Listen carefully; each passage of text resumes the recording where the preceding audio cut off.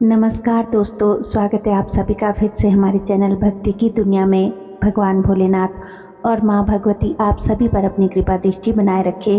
दोस्तों, आप अगर कभी किसी माता की चौकी पर गए होंगे या किसी दरबार में गए होंगे तो वहाँ आपने ये ज़रूर देखा होगा कि भगत किसी के भी मन की बात को जान लेते हैं, उसकी समस्या को, परेशानी को भांप लेते हैं, बता भी देते हैं कि ऐसा है, इस वजह से तुम यहाँ आए हो, या ये तुम्हारा कष्ट है, ये तुम्हारी परेशानी है। तो दोस्तों, ये कैसे संभव हो पाता है? कैसे भगत साधक किसी के मन की बात जान लेते हैं? सामने वाले किसी दूसरे व्यक्ति के बारे में कैसे सब कुछ बता देते हैं? तो दोस्तों, जो शक्तियाँ होती है, चाहे वो किसी देवी की हो या देवताओं की, जब आप उस शक्ति को सिद्ध कर लेते हो, उसकी पूजा पाठ करके, उनका ध्यान साधना करने पर जब शक्तियाँ सिद्ध हो जाती है, आप जब शक्तियों को प्राप्त कर लेते हो, बहुत सी सिद्धियाँ होती है। देवी देवता भी साधक को, भगत को उसके कान में तो कभी उसके मन में सारी बातों को बता कर जाते हैं, उनके प्रश्नों का उत्तर भी देकर जाते हैं।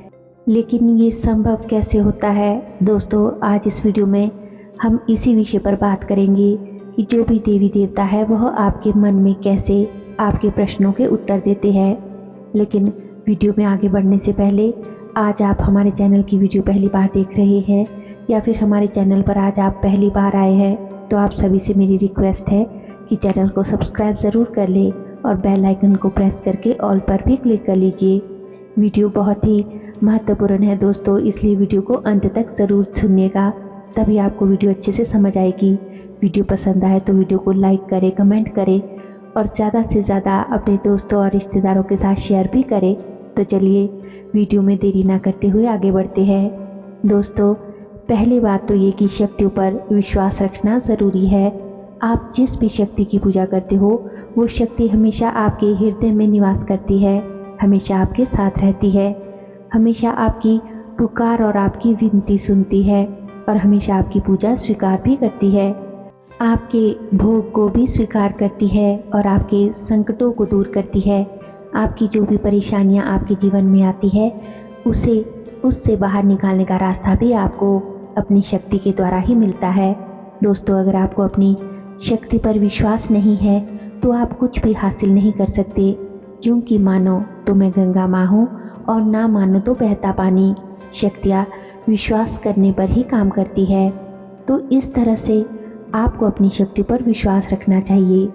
शक्तियों के बात करने का तरीका सबसे अलग होता है, उनके द्वारा सवालों के जवाब देने का तरीका अलग अलग होता है।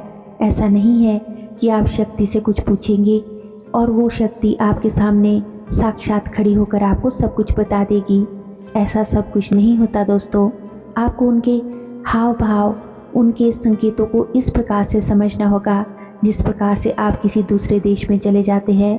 आप जैसे किसी ऐसी जगह चले गए जहाँ की भाषा अंग्रेज़ी है और आपको अंग्रेज़ी नहीं आती, या वहाँ की कोई पर्टिकुलर एक लैंग्वेज है जो आपको समझ नहीं आती, और जब वहाँ पर आप रहते हो तो धीरे धीरे आपको वहाँ की भाषा की, वहाँ की हर चीज़ की प्रैक्टिस हो जाती है। धीरे धीरे आप सब कुछ सीख जाते हो और समझने के साथ साथ उस भाषा को बोलना भी सीख जाते हो। और एक ऐसा समय आता है जब आप एकदम परफेक्ट हो जाते हो और वहाँ के लोग जो भी बोलते हैं वो आपको समझ में आ जाता है। लेकिन दोस्तों, ऐसा होने में समय लगता है। उसी प्रकार से दिव्य शक्तियों को समझने, उनकी भाषा को, उनकी बातों को, उनके संकेतों को समझने में भी समय लगता है। इस तरह से उनकी भाषा यानी उनके संकेत समझना बहुत ज़रूरी है, और इसके लिए ज़रूरी है कि आपके पास कोई गुरु हो। आपके मन में भक्ति का भाव होना चाहिए, तभी आप इन दिव्य शक्तियों से बात कर सकते हो और तभी वो दिव्य शक्ति आपकी मदद भी करेगी। वह आपकी सभी समस्याओं का समाधान आपको अवश्य देगी। शक्तियाँ आपके मन में आपके सवालों के, आपके प्रश्नों के उत्तर देती है। वह आपके सपनों के माध्यम से आपके सवालों के जवाब देती है और कभी कभी आपको खुली आंखों से भी आपके प्रश्नों के जवाब देती है और बंद आंखों से भी देती है। कई बार आपने महसूस किया होगा कि कोई व्यक्ति आपके सामने बैठा है और आप उसे बताते हैं कि आप उत्तर प्रदेश के रहने वाले हो, या फिर आप हरियाणा से हो, या फिर दिल्ली से हो। कभी कभी आप उनका नाम भी बता देते हैं या नाम का जो प्रथम अक्षर है वो आप बता देते हैं। आप ये भी जान लेते हैं कि उसके मन में इस समय क्या चल रहा है या फिर क्या परेशानी उसके जीवन में है। ये बातें आप तभी बता पाते हैं क्योंकि दोस्तों आपके मन में ये तुरंत ये बातें आ जाती है और ये सभी चीज़ें जो है शक्तियाँ ही आपको बताती है। शक्तियाँ हमारी तरह मनुष्य नहीं होती, उनका हमारे मन और मस्तिष्क पर पूर्ण जो है नियंत्रण होता है और जिसके माध्यम से वह हमें संकेत देती है। इसके अलावा दोस्तों जब कोई शक्ति आपके आज्ञा चक्र पर विराजमान नहीं होगी तब तक आप इन संकेतों को नहीं समझ सकते। इसलिए आज्ञा चक्र को जागृत करना बहुत ज़रूरी होता है, जिसे दिव्य दृष्टि भी कहते हैं। तो दोस्तों इसके लिए आप अपने इष्ट की मदद से और अपनी ऊर्जा से, मंत्र की जो ऊर्जा है उससे आज्ञा चक्र को खोलना पड़ता है और मंत्र की ऊर्जा के द्वारा आपका आज्ञा चक्र जो है एक्टिवेट होता है। थोड़ी परेशानी आपको इसमें अवश्य आती है। अगर आप शुरुआती दौर में हैं तो आप ठीक तरह से ध्यान आपका जो है आज्ञा चक्र पर नहीं लगेगा, केंद्रित नहीं होगा। मंत्र जाप में भी आपको परेशानी महसूस होगी, एकाग्र होकर आप मंत्र जाप नहीं कर पाएंगे, लेकिन धीरे धीरे आपको इसमें महारत हासिल हो जाएगी। सब कुछ जो है अच्छे से होने लगेगा। आपके शरीर में शुरुआती समय में दर्द हो सकता है, आपकी रीढ़ की हड्डी में दर्द हो सकता है, लेकिन जैसे जैसे आप मेहनत करेंगे, जैसे जैसे आप ध्यान करेंगे, मंत्र का जाप करेंगे, अपनी साधना को आगे बढ़ाएंगे तो ये सभी चीज़ें जो है व्यवस्थित हो जाती है। शुरुआती दौर में आपको कुछ चीज़ें अपने आज्ञा चक्र पर दिखेगी और वो धुंधली दिखाई दे सकती है। जो भी चीज़ आप अपने आज्ञा चक्र पर देखने की कोशिश करेंगे वो शुरुआती दौर में आपको दोस्तों क्लियर नज़र नहीं आएगी। कई बार आपको आज्ञा चक्र पर किसी का घर दिखाई दे सकता है, किसी की गली दिखाई दे सकती है या घर के आसपास का जो वातावरण है, कौन सा उनके घर के पास पेड़ लगा है या उनके घर के पास और कितने घर हैं वो दिखाई दे सकते हैं, लेकिन वो शुरुआती दौर में आपको क्लियर नज़र नहीं आएगा। लेकिन अभ्यास के द्वारा धीरे धीरे जो है ये सब चीज़ें क्लियर हो जाती है और यकीन मानिए ऐसा होता है।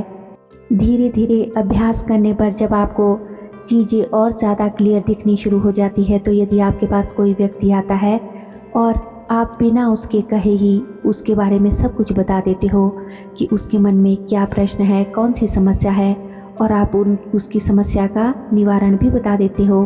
कभी कभी आपको दोस्तों देवी देवताओं के दर्शन भी अपने आज्ञा चक्र पर होते हैं। कभी वो आपको नीले रंग के दिखाई देंगे और आप सोचेंगे कि ये भगवान विष्णु है, तो कभी आप सोचेंगे कि ये भगवान शिव है, कभी आप सोचेंगे कि हनुमान जी महाराज है। पर धीरे धीरे आपको अपने आज्ञा चक्र पर स्पष्ट रूप से उनकी जो छवि है दिखाई देने लगेगी कि वो कौन से इष्ट है। बस थोड़े अभ्यास की ज़रूरत है।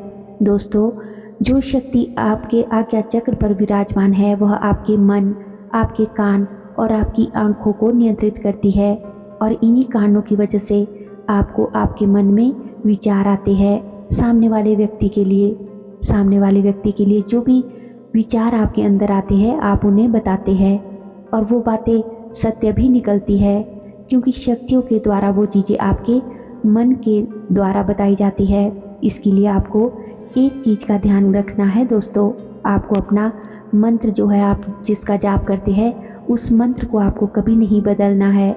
निरंतर आपको उस मंत्र का जाप करना है। जाप की संख्या आपको बढ़ानी है। आप साधना कर रहे हैं तो आपको साधना का, पूजा पाठ का समय बढ़ाना है। अपनी पूजा साधना सेवा में अड़िग रहना है और अपने इष्ट पर और उस मंत्र की शक्ति पर दृढ़ विश्वास रखना है। अगर इस प्रकार का कार्य आप करेंगे तो एक ना एक दिन अवश्य ऐसा आएगा जब दिव्य शक्तियाँ आपको मन के भावों के जरिए आपको सब कुछ बताएगी और आप अपनी साधना में सफलता प्राप्त करेंगे। और ये समय ज़रूर आता है, बस ज़रूरत है तो आपके धैर्य की, आपकी सच्ची श्रद्धा, साधना की, मंत्र जाप की। जितना आप ज़्यादा सच्चे भाव से ये सब करेंगे तो आपको जो सिद्धियाँ है, शक्तियाँ है वो ज़रूर प्राप्त होगी। आपको आपके मन में आपके कान में आपको जो है शक्तियाँ हर प्रश्न का उत्तर देकर जाएगी। तो उम्मीद करती हूँ दोस्तों कि आज की वीडियो की ये जानकारी आपको अवश्य ही पसंद आई होगी और वीडियो आपके लिए उपयोगी भी सिद्ध रही होगी। वीडियो अच्छी लगी हो तो वीडियो को लाइक करें, कमेंट करें और ज़्यादा से ज़्यादा अपने दोस्तों के साथ, रिश्तेदारों के साथ या जो भी आध्यात्म के मार्ग पर अग्रसर है उन सभी के साथ वीडियो को ज़्यादा से ज़्यादा शेयर भी करें। हमारे चैनल पर दोस्तों और भी अच्छी अच्छी वीडियोस है जो हमने अपलोड कर रखी है, उन्हें भी जाकर आप ज़रूर देखें। लिंक जो है वो आप डिस्क्रिप्शन बॉक्स में चेक कर सकते हैं। और अगर अभी तक भी आपने हमारे चैनल को सब्सक्राइब नहीं किया है तो आप सभी से मेरी रिक्वेस्ट है कि चैनल को सब्सक्राइब ज़रूर कर ले। तो चलिए मिलते हैं एक और नई वीडियो में नई जानकारी के साथ। तब तक के लिए आप सभी अपना ख्याल रखिए, खुश रहिए और हमारे चैनल की वीडियोस देखते रहिए। धन्यवाद। जय श्री कृष्णा।